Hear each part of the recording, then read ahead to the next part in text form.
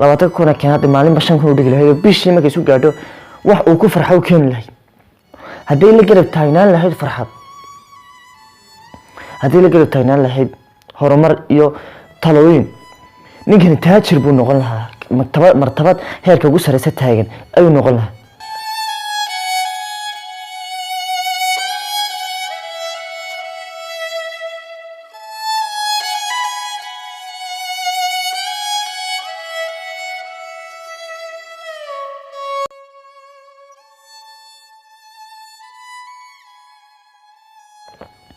laakiin gabadhiisii intaaba uu ka waayay ninkii waxaa dhacday inuu madajab u yeedho gabadhiisii dhakhtarka ugu yeedho ay kaalay ciyaalkiisa uma sheegay inuu dhimanayo laakiin gabadhiisii wuxuu damcay inuu la sii dardaarmo damcay gabadhiisii inuu la sii dardaarmo ayuu damcay uu u yeedhay gabadhii uu la sii dardaarmo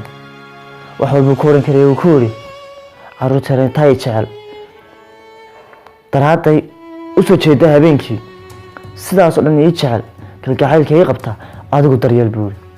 maanta ciidan kaga tagay adigii ilaahay aan ahayn ma jirto carruurta farxadooda u sii wad intii ay farxi jireen inka badan farxaan adigana waxaan kaaga tagayaa nolol wacan inaad gasho inaad nolol wacan samayso ood gasho ayaan kaala tagaya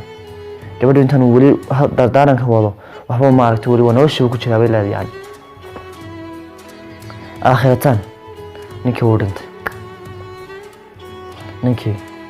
dhintay waxaa dhacday ninkii la aaso 2 bilood kadib gabadhii waxay timi xabaashiisii dushiisay timi iyadoo barooranaysa oo ilmeynaysa oo calaacalaysa erayadii ku calaacalaysay ay lahaydna maasadan xagan ayaan ku soo koobnay daryeelka anaad i siisay anaad macaanooy kaabtay anaad noloshaydii habaysay anaad naftayda deeqday anaad kelinimada macaan dhabtii iga dhowrtay maandhe anaa noloshaada ciilay adoo daaloo dhibtaysan halkaad hilibka iga keentay ee aad farxaddayda doontay wanaaggii aad dhisaysay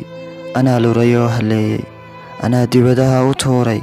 cakuyo hilibkaad awooday adoo dhaawacoo ilmeeya ayaan dhowl caddaynta joojin weliba ii hagar baxoo anuun iga eegta aadmi markaad addinkaaga weydee dhammaan waxyuhu idlaadeen ee aad iilkaa madow cakuyo ku aroortay baan dhammaan cidladaba ogaanay inaad tahay halyeydhisaa dhabtii annaguuna eegtaa ayaanta eelkeennu heedhe habaal ay kuu habeeyeen ayaan annaguna ogaanay anaan ilmadaba joojin anaan farxaddaba haleelin wixiisi booskaad bannaysay macaanow anaa dhibtoodoo anay hawshooy haysaa anaa biiliya carruurta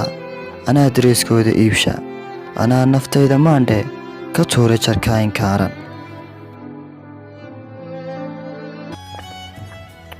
markii ay erayadaa ku dhawaaqday ee ay u sheegtay isagoona maqlayn u sheegtay in biilkii maanta iyada laga doonayo